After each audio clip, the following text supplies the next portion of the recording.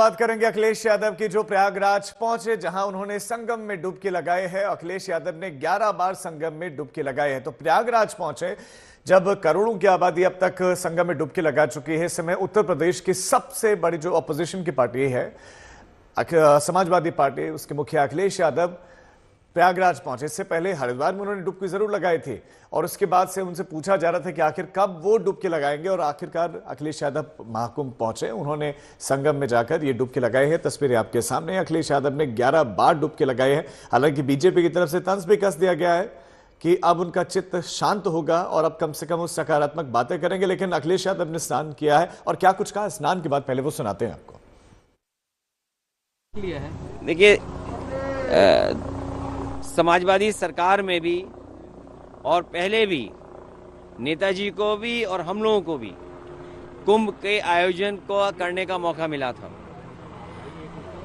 जो उस समय कुंभ हुआ था, कम संसाधन में सरकारें अलग अलग थीं। यूपी में सरकार दूसरी पार्टी की थी, समाजवादी पार्टी की थी। दिल्ली में सरकार दूसरी पार्टी की थी। लेकिन उसके बावजूद भी कम संसाधन में 800 और 1300 करोड़ में वो महाकुंभ या कुंभ से जो 12 साल बाद होता है वो कुंभ कराया गया था। सर पहले और आज तो सुनने में आ रहा है कि 7,000 करोड़ 10,000 करोड़ खर्च हो रहा है।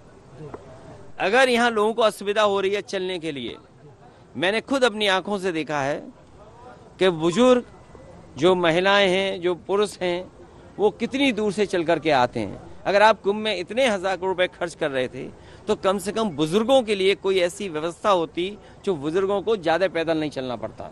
और फिर जैसे हम हैं वीआईपी या और हैं वीआईपी या और सम्मानित लोग जब आए तो कम से कम व्यवस्था ऐसी होनी चाहिए, पूरे कुंभ को पता लगे कि हाँ आज कोई वीआईपी आया जिसकी वजह से ये व्यवस्थाएं बहुत अच्छी चल रही हैं। मतलब आप डुबकी लगाकर भी निशाना साध रहे हैं? नहीं, देखिए, डुबकी लगाकर भी सियासी निशाना साध रहे हैं। अरे भाई, ये बताओ, माँ गंगा के किनारे लोग झूठ बोल रहे हैं।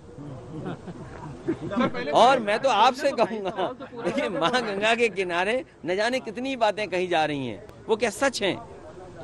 लेकिन अगर आयोजन 1300 करोड़ में अच्छा हो सकता है, 800 करोड़ में अच्छा हो सकता है, तो 10,000 करोड़ में, 7,000 करोड़ में कितना अच्छा हो सकता है। उसमें तो न कोई ट्रैफिक की दिक्कत होती, न कोई पानी की दिक्कत होती, न साधु संतों से बिजली का बिल लिया जाता या उनको असुविधा होती, या जो चीजें महंगी हैं वो भी सस्ती होती।